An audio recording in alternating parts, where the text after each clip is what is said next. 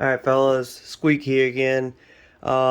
Just wanted to set up a quick video on how to get your PS3. If you have a PS3 modded and you want to be able to run them from off your Retro Beast, get all the games there. That way you're not playing them on the Retro Beast. The Retro Beast is awesome. It can play them. It's just sometimes, you don't have the exact performance because it's being emulated. And Kris explained that very well. And so if you have a modded PS3, there's plenty of tutorials on how to mod it. Kris has one as well. I'll put the links in the description. This right here is just to set it up to where I wanted to be able to play my PlayStation 3 and also surf at the same time. I didn't want to switch back and forth NIC cards and Ethernet cards and change my internet settings every time I wanted to do this. So I researched, did a bunch of stuff, and I just want to show you how to do it. I wrote up a wiki for Windows 10. It was very self-explanatory, very easy to do. Windows 11 has simplified it and made it even easier because when I flashed my OS, I lost all those settings. So here we go. So I'm going to show you how to do it. As you can see, I have my PlayStation 3 running, and it's running on my TV. Now, right here, we're going to come down to networks. I'm going to right-click network and internet settings. Okay. As you can see, this is my Ethernet. That's the one that's going out to my, to the open world and everything.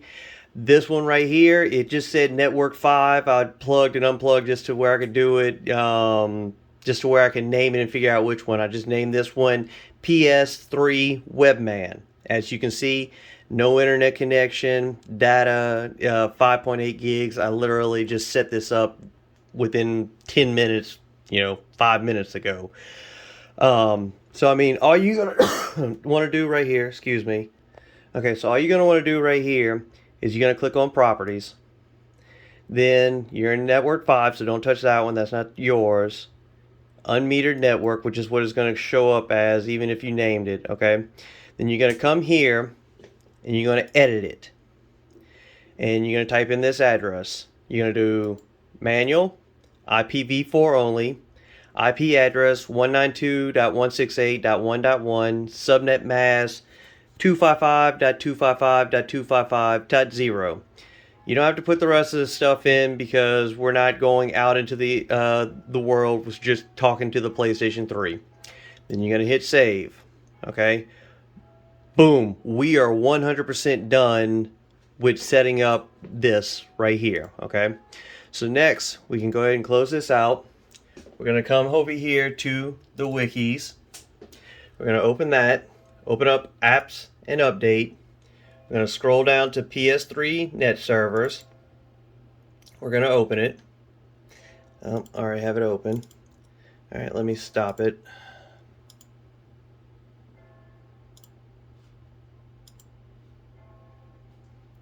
Let's see. That. Stop servers. Yes. Okay. Alright, now we're going to open it. Okay.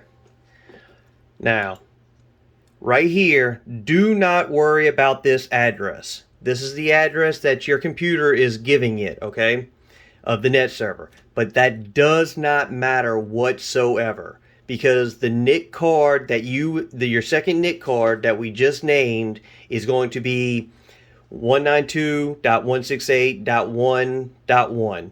That's where this card is. That's where net server is going to be pointed to. You do not have to worry about this, okay? So all you're going to do is hit start, okay? And then what I do is I minimize it, and then once it's minimized, come over here into the tray, right-click on it, and you can hit start with Windows. I'd leave it start with Windows. That way it's just always running in the background. It does not use any kind of performance boost or anything. It's very low key running in the background, so might as well just run it in the background if you want to. If you don't, leave it, whatever. So now we're going to come over here to the PlayStation 3. We're going to go to WebMan Games. We're going to go to WebMan Setup. Click. And basically, if you bought it from Kris, you know, everything is already set up. If you did not buy it from Kris, go to his tutorial on it, on how to scan for everything, and you're just going to come basically into here, scan for this. He's only got the first two done just for the PS3. I'm trying to screw around, see if I can get PlayStation 2 working. I don't know if it can. I like fiddling with stuff, okay? So as you can see, the address that WebMan is going to look for is 192.168.1.1. And if you did everything correctly, Kris had on his PS3 net server on the computer, it's pointing to these two where his PlayStation 3 games are there. All right. So now we're going to come up here. We're going to go refresh XML. It's going to take a second. I'm going to pause. All right, that took about a minute or so. Just wanted to give you a heads up. After you do refresh XML, refresh HTML. This was a lot quicker. Now after you do that, as you can see, you should have about 1496 games, okay? Like what I like to do with everything, as you can see, the games will start coming up, but I still like to restart. Let the PlayStation restart.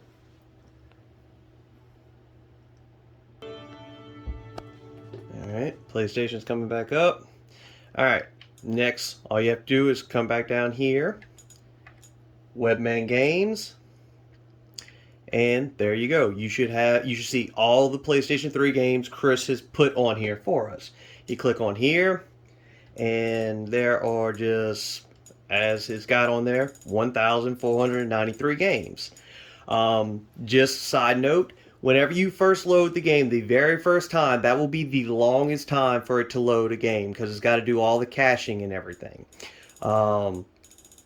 After that, it'll be back and forth, back and forth. It's pretty good after you get it in there the first time. Let me see if I can find a small game to kind of boot up for you real quick.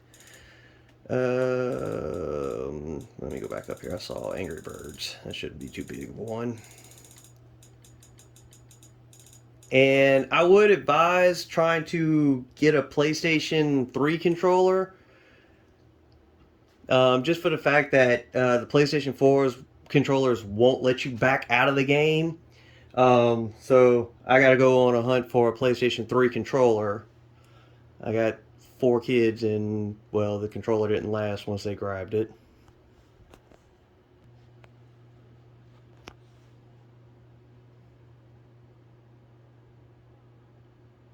As you can see, it's going to take a few minutes just for the very first setup. I did try this earlier today with just Aliens. I forgot what Aliens game it was. It took about 5 or so minutes for everything to load up, and then once everything loaded up, ooh, that's loud. Alright, sorry about that, y'all. That was loud.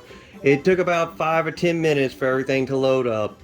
After that, the game worked smooth. There was no input lag. It just worked perfect.